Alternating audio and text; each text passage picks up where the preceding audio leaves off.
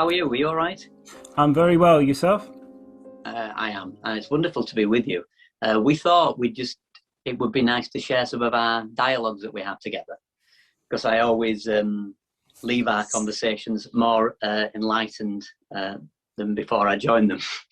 So I thought it would be, we both agreed, didn't we, that we thought it'd be a nice idea to share some of these conversations. And we thought what better place we could start with than somebody we admire greatly, and that is Owen Barfield. And you mentioned that maybe we could start with a couple of lines from one of Barfield's books. You can see that I have quite a number of his books, which I brought down into my piano room here with me.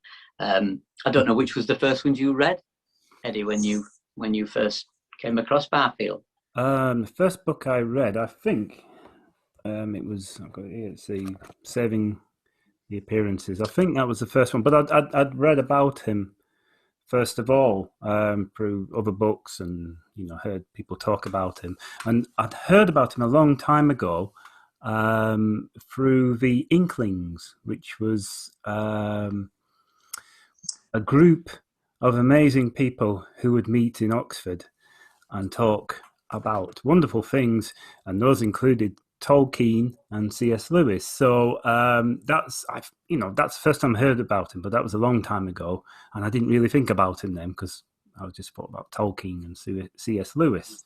But the quote that you mentioned there is from a series of essays, The Rediscovery of Meaning. So shall I just read that out now? Yeah, I mean, it's worth saying it's a fabulous book, isn't it? Yeah, it is. It's a superb book. It's superb. And I think he lifts the lid on the presuppositions of our society and questions sort of empirical science and this kind of didactic knowledge that we seem to be in, and we're not autodidactic, and this love of the imagination. So yeah, absolutely, yeah.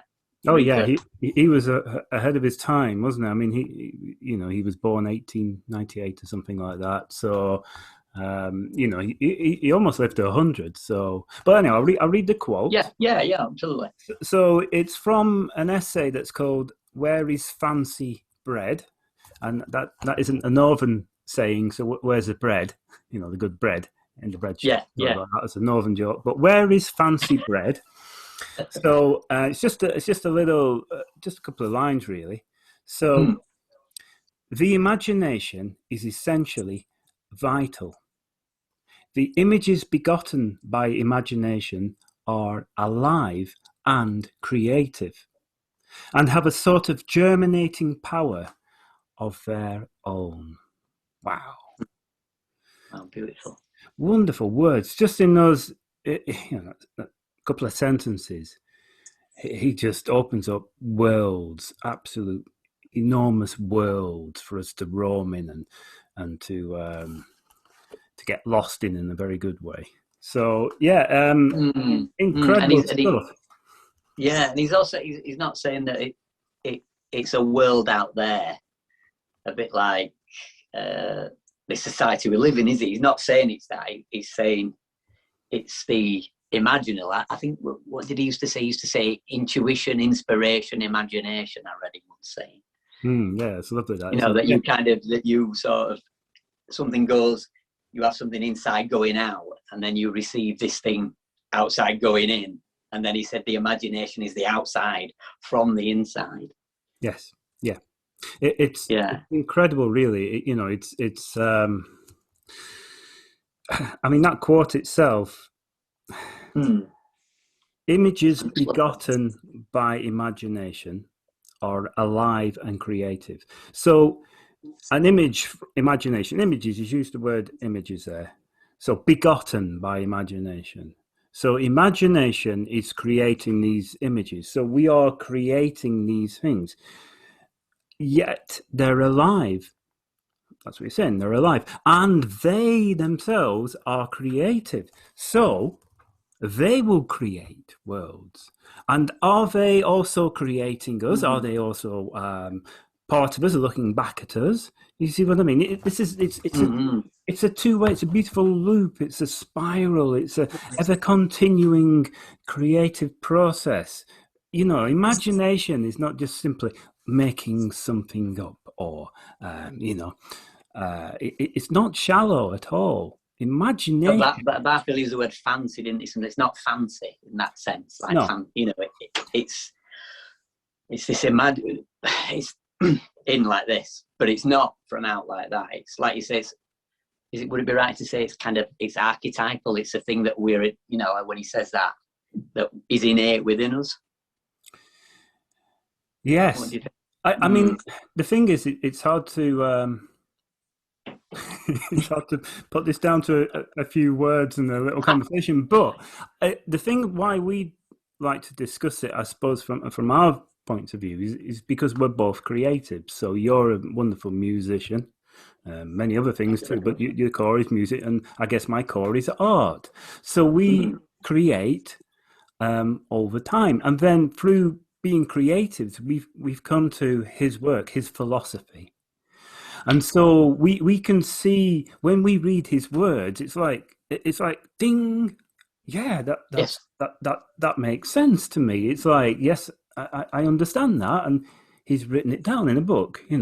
His philosophy has just sort of confirmed in a sense what we perhaps get to by being creative. I think that's beautiful, and what I find is it's non-epistemic, so it's not like a curriculum that you're running. It's the imagination, you see. So that's what I adore about it, particularly as a musician. It's the fact that it is free from any set curriculum. So I do these improvised concerts where I try and, as much as possible, begin with a blank slate.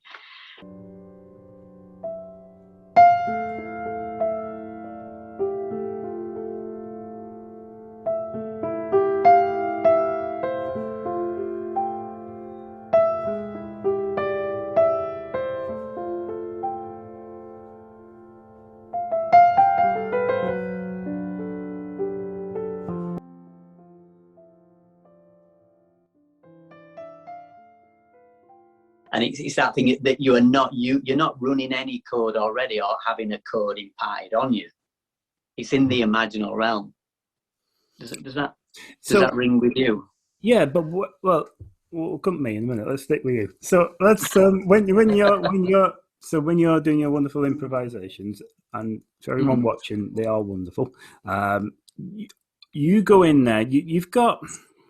Do you have an idea of where you might start, or are you just waiting for that inspiration, that amazing, wonderful, whatever you might call it, this being, this surge of something that comes to you and almost sort of taps you on the shoulder or lays your hand on the keyboard in a way? Is there like your muse coming in? Is that, yes. Are you waiting for that? But have you also slightly prepared the ground for, like, maybe I'm gonna plunge in here with, maybe I can hear these sounds in my head, and that's coming from your many years of playing as well. Is there a combination perhaps? So I would say to that, when I first used to do these piano concerts, I did used to have a little something that I would have in mind to begin the concerts. But I always found that after I'd finished that piece and just purely fell into what was happening, and just like David Bowie says, put the radio aerial up and waited for someone to catch something on the receiver, it was much better. The music felt better when it wasn't pre-planned, and I'd got two chords that I might start with, for example. So I found then that my concerts now, I try and start with a blank slate. So certain concerts where I might even not have played the piano for a week, particular one concert that I released recently from the Isle of Man, for various reasons I hadn't played the piano for a week. So when I improvised, it was purely just put my hands on the piano. It's hard to talk about, and that's why Barfield's so great, because in History in English Words, he's talking about this, isn't he? He says that the words are just squiggly lines on a piece of paper, and we have to bring meaning to those squiggly lines. Yeah, and so for me, that's why I'm attracted to Barfield in that sense as a musician. So I try and begin, and you do have favourite things that you like to play, but I try and begin each concert with a blank slate. what Wayne Shorter would say, Wayne Shorter said jazz is I dare you. And that's how I try and begin. And I find that the most rewarding. I also feel that if I do that, then the audience are the first listener like me as well. So hopefully they'll enjoy it and feel it like me, because I've never played it before. Gosh, so this is it's a raw experience. It's a real. You are creating the path as you go along. There isn't one already there. You are creating your own path. No, I have no idea, and I would say that time becomes an abstraction in a way. I don't know that there isn't time. I don't know how long it's been. Mm-hmm. I can't really feel into that. Sometimes I'm like, oh, that was 25 minutes, or that was 6 minutes, or that was 40 minutes. So there is a suspension of time, for I am in, words are futile here, but I am in another realm. Do you know what I mean? It's just everything is suspended, and I'm listening. One note follows another and follows another. And I also, which I love, written music, but written music, like Ian McGilchrist would probably say, in his epic work, is that's left hemisphere, but it has to be brought over to the right, to the creative side. So dots on page are just like words. We need to bring meaning making to them. And so I'm passionate about this idea of trying to make music up in the moment. And of course, because I do that, it's by virtue of that not always good. But that's good as well. Yeah, of course. But surely the part of the play of doing it is play, isn't it? We think of children playing. It is the play of creating that music. You're playing, but also you're bringing many years of experience and knowledge into there. But you're kind of sifting that out, so it's not getting in the way of that on the moment creation that you're doing, but you have it there, don't you? I suppose it's a sense of you know how to walk, don't you? You don't have to work out how to walk, in a sense. You've got that, so that enables you then perhaps to dance rather than just to try and keep upright. Right. You know what I mean? Yeah, I like that. And just going back to what you said about children, I think you're right. And because children love to play, I think they are free from any kind of curriculum or epistemology or code. So when you watch young children, there is a oneness with Gaia. They are not. It's not Earth. It's not the environment and them. It's like it's that. But over time, and this is again goes back to Barfield's, this evolution of consciousness, doesn't it? That he believes that this has happened. As from my perspective, anyway, when I read Barfield, I feel that. And we've lost what those early people, how they participated in the earth. So bringing that back to music, I'm trying to get back to that, trying to put myself in a place I haven't been before, which can be really challenging because you can be playing and you're thinking, you might even have a moment where it's, how can I get out of this? How am I going to get out of this corner that I've put myself in? So that's why I find Barfield, that's how I first got into Barfield. I think it was probably you first mentioned him. I don't know. But that's how I first came across his work. And like you said, it just resonated with the music that was involved in and the idea of getting back to this kind of spontaneity. Yeah. Does that make sense? Yes, it does. Yeah. So, yeah. As in a sense, well, I mean, because you also, you're a composer, and you write beautiful. You're writing on your second symphony, aren't you? For instance, I am at the minute. Yes, but that's something that is completely different to the improvisation, isn't it? That's a build-up of. Well, I guess you would work on something and change it, and then change it and change it. So you're layering it through, again, a sense of play in there, a sense of play. You are playing, working out, am I going the right way? No, just need to change. And you sort of layering up these ideas, inspirations that come to you. Yes, absolutely. And then you're building up this beautiful landscape of your symphony. I guess that But then even though something might take a longer time like that, it still has these core elements of imagination, inspiration. What was the one? Imagination, inspiration. Yeah, intuition. I wrote it over here. Yeah, inspiration. Yeah, intuition, inspiration, imagination. Yeah, it's got those definitely three elements in there too, because that is the way I work more with my art in a sense. Yet, interesting what you were saying about the improvisations in the concert is that's my initial, when I get my initial visions. So I draw my initial visions out with little quick rough sketches and things like that. So in a sense, that's my play. That's my scrappy, scruffy little play in my notebooks that have come about through absolutely beautiful moments that I've experienced in the, walking in nature, for instance, but also within,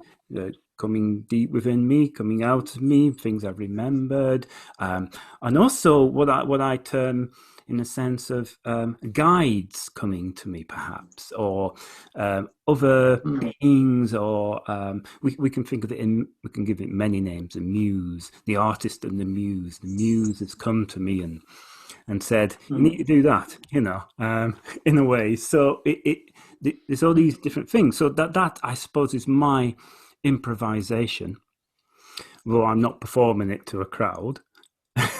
Yes. But then it goes into my symphony work after that, like you would do. So this is a gradual build up where I work on the drawings, I get them into a better form for a painting. So I'm working on my design and then I do the painting, and that's it's a long process, but there is play in that. There's a lot of play, intuition, inspiration in that, but also there's a sense of continuing and getting on with it, and repetition. There's that element in. So the two sides of my brain I am using as well there, of course, but of course I'm at the creative side, be the dominant one on this, So there are similarities there, but with the Barfield and what we've been talking about with this imagination, creating, it really, really does. I've got proof in the pudding. That's a saying for you. Proof in the pudding. And you've got all your musical works. I've got all my artworks. So I have proof of this, and you do. We have proof of it. So the imagination is core to this. We absolutely, and there's so many things I'd like to double click on that you just talked about. There's some brilliant things. Maybe we should save it for a few of the videos. But I think you're absolutely right what you were saying, and I know I've seen your sketchbooks, and I can see that you clearly were like, you got that down, and then you created this thing. But my question, I suppose, because we could go so many different places, would be: do you feel like me that when it's finished and you look back at it, or if I listen it back, or if it's a concert that I've recorded, do you have I have this feeling where I'm a detachment of it and a loss of how I created it? So you don't quite know how the whole thing came about. You were there. You were there, but I know we're there and I know I did it. But if I listen an orchestral, even if I wrote an orchestral piece, I finish and I go, I don't know how did I do that? Yeah, I know how I did it with the nuts and bolts, of how I did it, but I don't know the inspiration where it came from. I know it came from.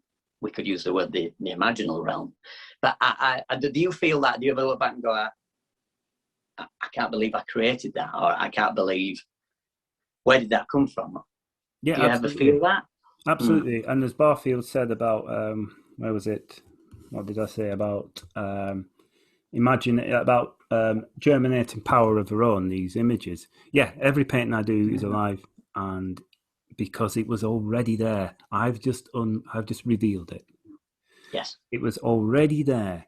There's no question about it. I've painted a lot of pictures, and I'll say this, and I'm quite happy to say that these were already there. They were just waiting for me to see them. They've been clamoring for a long time, shouting at me, "Come on, reveal me, and I really believe that. But also, I'm revealing myself too, and the core of me, and the child in me, the child who wants to play, who wants to live in that wild, untamed way, shall we put it? So this is the raw me, of course.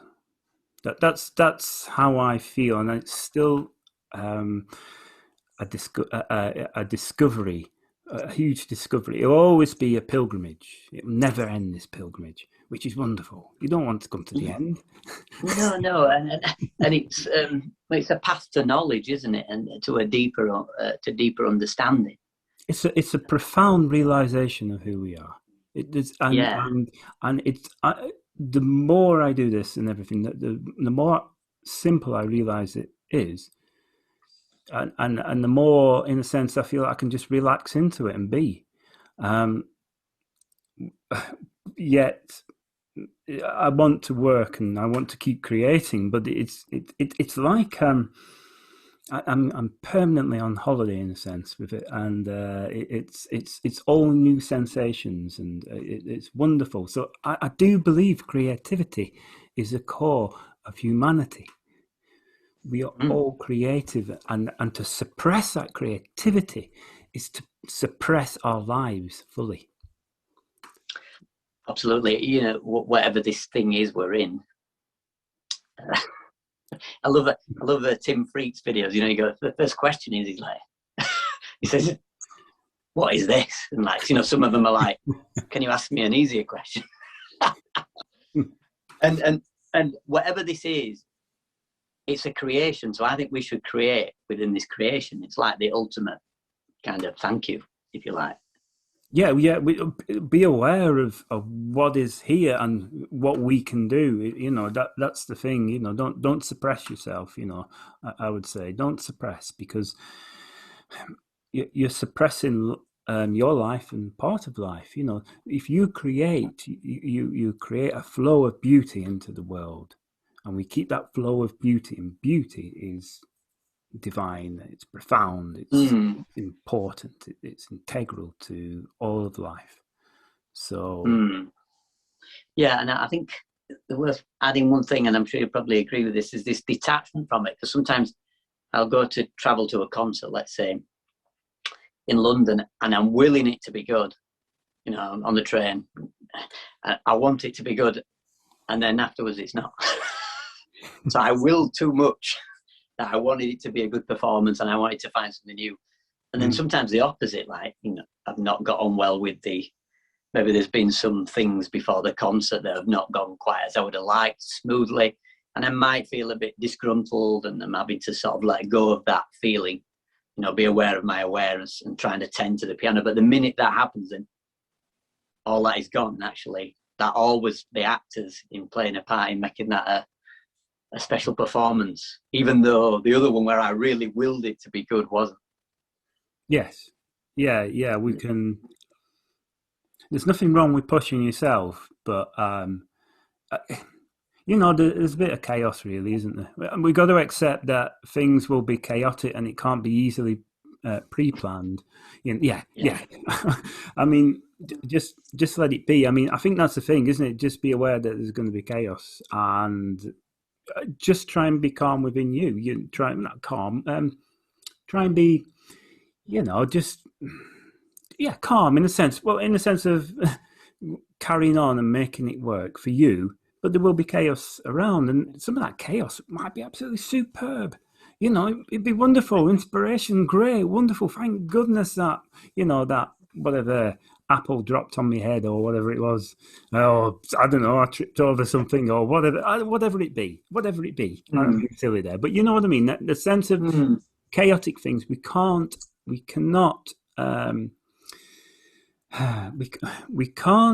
control what is outside. Really, we can't. So it's ourselves, isn't it? And so if something, as you say, with the concert, something it's a bit, this has happened, it hasn't quite worked out. But when you start to get into your creative mode and you go into that beautiful way of playing, then And it's down to you, isn't it? It's you. Yeah. So that's when this creative soul really aspires to its deepness. Mm. And you don't want to get too close to it, do you? As well, you want to just sort of step back from it. I remember one of my students was coming in. She's got very good ears, and she sat down and played me some of my piano concert. She'd have to listen to it, and it was like having sort of strange. I was like, "That's me, but it's not me." It's almost like a little bit too close to the creative process, because again, we've been talking about Barfield. That's why I was so attracted to Barfield, that you can't put this in a language that we're talking about, because I like Kant kind of sort of alludes to, doesn't it? He's kind of, language is just a synthetic kind of, you don't get close to what reality really is with language. No, I mean, that's what I find so great in Barfield. Yeah, the best language, and Barfield pioneered, is poetry, isn't it? And because poetry paints that picture, doesn't it? It doesn't label things. It paints a picture, and then it opens up more. The aspect is opened up more with the painting of a poem, So absolutely, it's not. My concern to see is that whether we're ever more literal, where we take literally what something says. Yeah. Whereas if you read Wordsworth or Coleridge, all these great poets, you have to apprehend that with your imagination. And I think that's one of the early Barfield quotes, and I wrote it down. What did he say? A metaphor is a window onto an entirely new meaning. It's not the same as the meaning of the individual word. It's something between two meanings, and can only be apprehended by the imagination and not by the logical brain. But it's not unreal for that reason. And I think that was one of the early things I saw from Barfield. And that made the connection about written out sheet music, which is just dots on a page. It isn't music. Yeah. So. That's brilliant quote, that. Yeah, it's beautiful, isn't it? But the thing about in Barfield is you read something and you read it again, you read it again, you read it again, and then you find things in that. And then, like all good writers, when you read a bit of it, you go into a dream state and you dream what happens. I'll read this book, I'll read I don't know, a sentence, and then I'll dream for half an hour. I don't even know it's half an hour. Time's disappeared again. But that's a good writer. That's what he does. So he's causing my imagination to flourish through his words and what it might mean. Because, so in a sense, his writing can be quite poetic in the way we've talked about in opening up these. Absolutely, and I think he does. He does leave. He helps you along the way as well, I think. I think a great writer can never pinpoint something and let you understand it. That's why I think a lot of great writers are novelists or philosophers or poets, because they use the imagination to create this deep knowledge, or to ask questions about, are we dipping deeply into our imagination and into our lives and into our souls? That's what we ask. So, and I think that's what the creative arts do. And even that we mentioned when we spoke the other week, and I mentioned that Einstein quote. What did he say? The intuitive mind is the sacred gift. The rational mind is the faithful servant. Yet we follow the servant and forget the gift. Yeah. And I think Barfield, that's where we are with Barfield. I'd love to just. We need to do lots more talking about this. I'd really like to explore this more with you. I find it very this side of dialogue. Really insightful. Yeah. I think it's great too, and it's lovely that we can talk about Owen Barfield, who is not well known, and he should be well known. He should be as famous as C.S. Lewis and Tolkien. He did write a fantasy story, didn't he? But I don't think there was any hobbits in it. So no, I think it was a favourite, wasn't it? And I think it's going to be published at some point. Speaking, I had an email conversation with his grandson, and I think it's The Silver Trumpet. I read a PDF of it, and my son absolutely loved it, the story. And it has his evolution of consciousness, and everything's in there in this story. Fabulous. And I mean, C.S. Lewis they had the Great War, didn't they? Something like that. Yeah, they fell out, didn't they? They were the sort of friends that were you know, you have different friends that you really get on with, and friends that you kind of disagree with, but you really hugely respect, and they have that kind of relationship. And Barfield hugely influenced C.S. Lewis and Tolkien, both of them. Yeah. He was a big influence on them both. So again, he, you know, even through that, he should be, you know, better known, really, you know.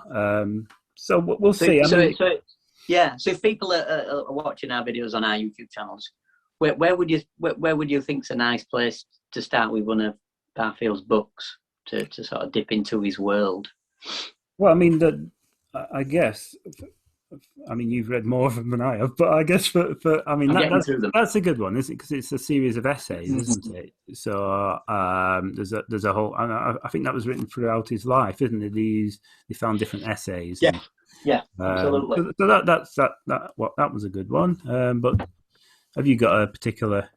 I think for people, I'd probably narrow it down to 3 to start with. I think really to go in would be, like you said, Saving the Appearances, which is a fabulous book.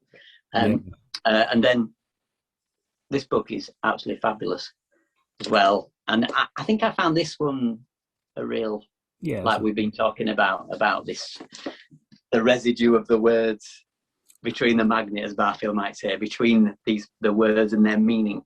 As a musician as well, that really related to me. So I think, so they were poetic diction, history in English words, Saving the Appearances. And I also agree with you. I think this is a great book. I don't know why my son's put a bird sticker on it there.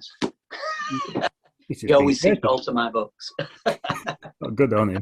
I mean, and there's some good things there's some good things on YouTube as well too. If you just put his name in, and there's some. I think there's a little film which is very beautiful, isn't there, on YouTube? Yeah, we'll make sure we put the links. People hold the video just for the film, and also for the Owen Barfield Estate, which is wonderful. It's got some nice documents on there and links to the books that you can buy. So I think we should do this again soon, Eddie.